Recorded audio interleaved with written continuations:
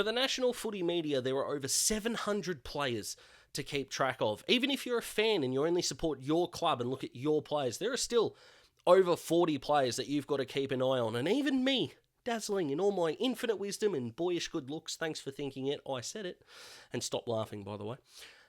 Everyone's going to go under the radar at some point. You know, the media, you look at like 7AFL or the Twitter or whatever it is, and there's only about the same 5 or 6 players that are on there.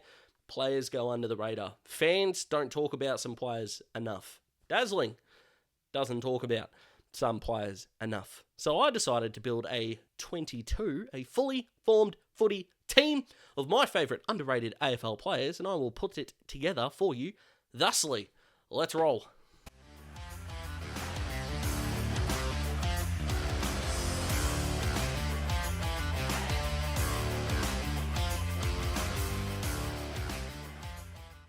Switching up the camera style there, just so we can get the team looking prim, proper, and fresh. And let's start with the back pocket, Blake Hardwick. Yes, a hawk.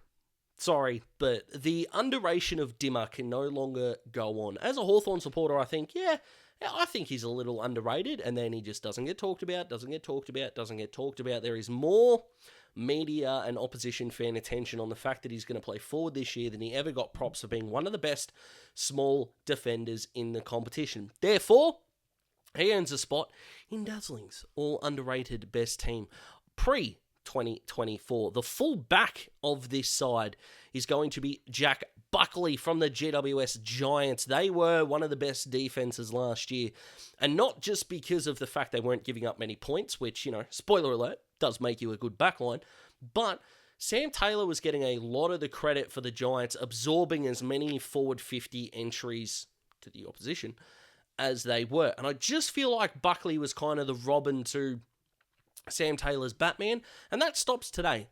Lots of love for Jack Buckley in here. And the other back pocket is a guy who actually featured in my top 10 list in last year's video and is still, in my opinion, going under the radar, and that is Richmond's Nathan Broad. I love Broady as a bloke, and if there is a dream golf round of current players in the competition, he's definitely on there along with Mitch Lewis, and I'll bring Smithy, who also helped me at times pestering him with questions about does this guy qualify as underrated and all that. So, Daz's all underrated team featuring Smithy, we could call this video. So, and what a gun he is, Broady. Love him to death. Very good player as well. But let's get to the half-back line, shall we?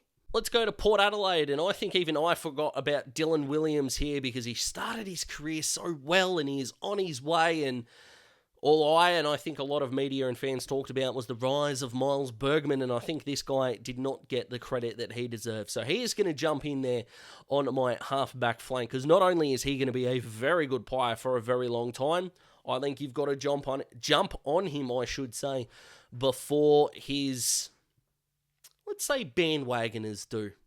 Very good player. I like him a lot. Another guy who was in my top 10 list last year, who's still not getting the credit that he deserves, Charlie Ballard of the Gold Coast Suns. Under Dimmer, I just think he's going to be good. Their key defenders under Damien Hardwick are always good, and this guy's base is already good as well. Love him to death, plays back shoulder, doesn't try to do too much by foot, I don't think, and he's the kind of player that the more you watch, the more you love. And the other guy on the half-back flank, Hawthorn fans are going to be upset at me because I'm talking Geelong. He's not the last cat in this side either, but Jack Henry is the man I'm going to put on my other half-back flank. Sure, not your traditional rebounder, don't care. The way this guy is able to play on just about any defender in the competition and still win his own footy should not go under the radar at all. And as a back six, an underrated back six, yes please.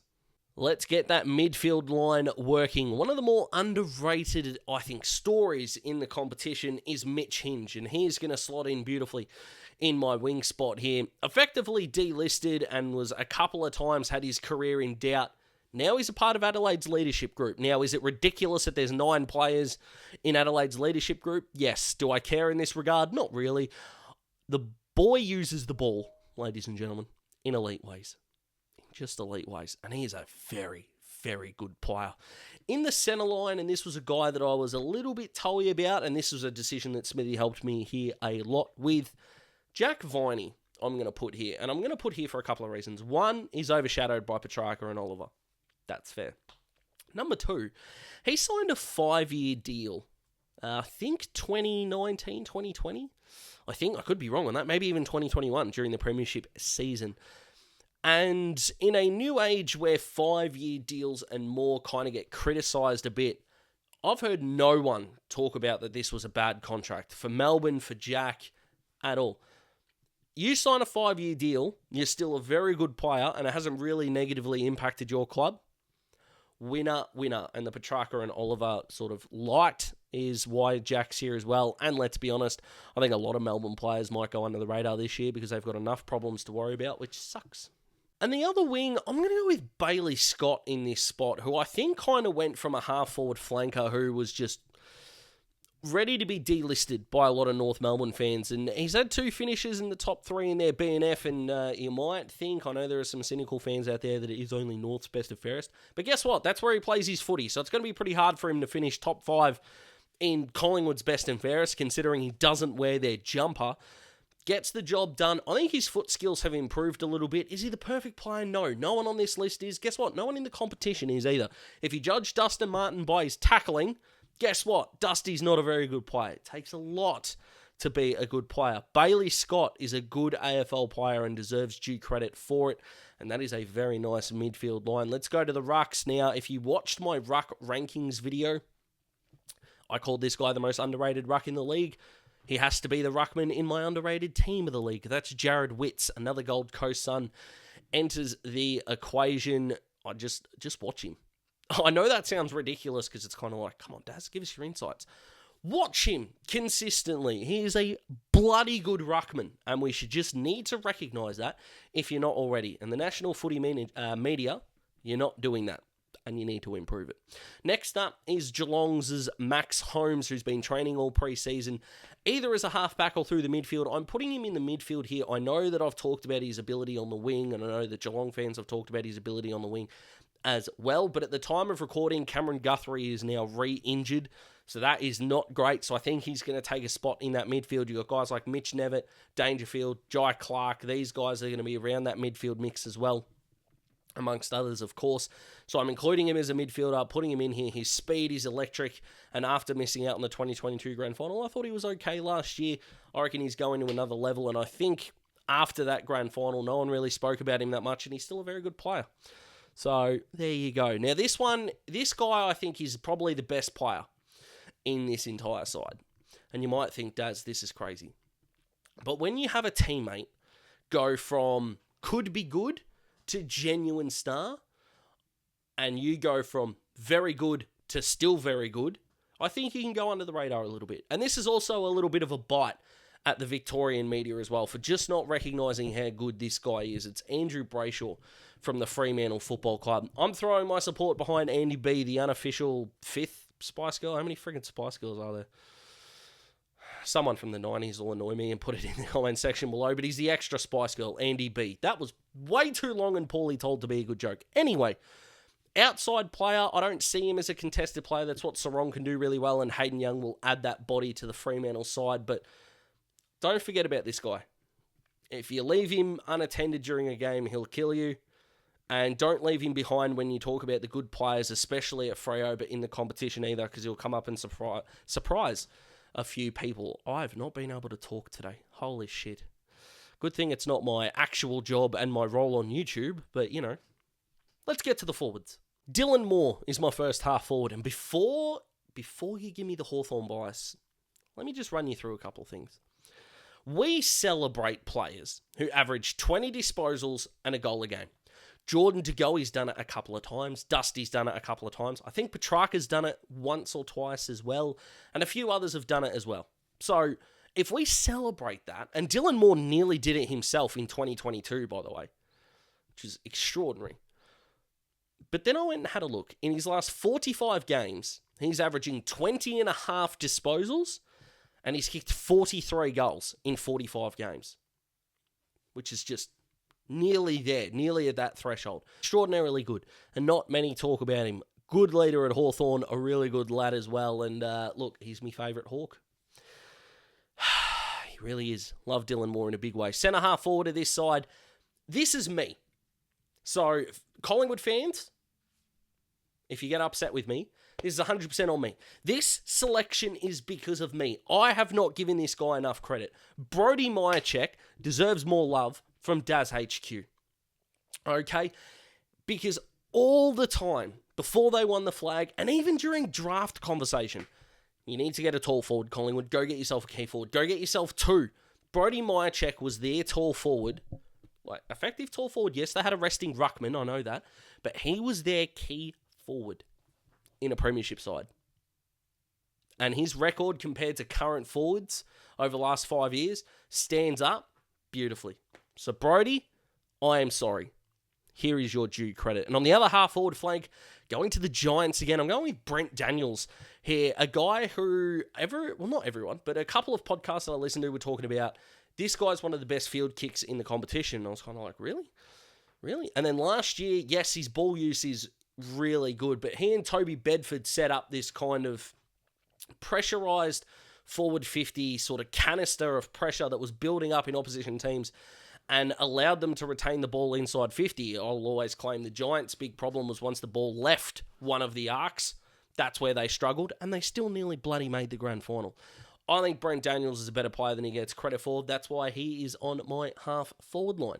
Full forward line. Let's start with Paul Curtis, who I think just didn't really get enough credit last year. Now, I know because he's in Northside and he's a guy that I could see taking a big jump, so I don't think he's going to be underrated come the end of a season. But when it comes to footy IQ, he's got it in spades, and I think his ball use goes under the radar a little bit as well, and something that I expect to get better the longer the season goes forward. But as one of my personal favourites that I feel not enough people talk about, including North fans, Paul Curtis is the guy. Full forward, this was the hardest position to pick. How do you really underrate a full forward? I was going to put Nick Larkey in here as a ha-ha-ha. Dwayne Russell, putting him as the 14th best forward, which is ridiculous. But I'm gone with Jacob Van Rooyen. And the reason why is I think for a first-year guy, for a good team, for him to deliver, I think it was 29 goals last year, I think it's just a really good start and a base to build on. Tom McDonald and Ben Brown were meant to kind of hand the torch over, not become genuine peanuts, and almost forget how to play footy for a bit. And Tom McDonald's trained a little bit in the back line for the Ds this pre-season. This guy is leading the Melbourne forward line. It does. They've got Cozzy Pickett. They've got Bailey Fritsch. They've got... Mate, you're as good as your tall forwards, right? Jack Riewoldt still led Richmond's forward line, and they had a mosquito fleet. Like, you're only as good as your tall forward, and I think this guy's going to be very, very good, and maybe didn't get enough flowers last year. And in the other forward pocket, back to WA, back to way to go. Sam Switkowski is the man that I'm looking at here as a guy who just gets the job done every single week. He's probably maybe not as sexy as some forward pockets in the competition can be, but there was a reason why clubs keep targeting this guy.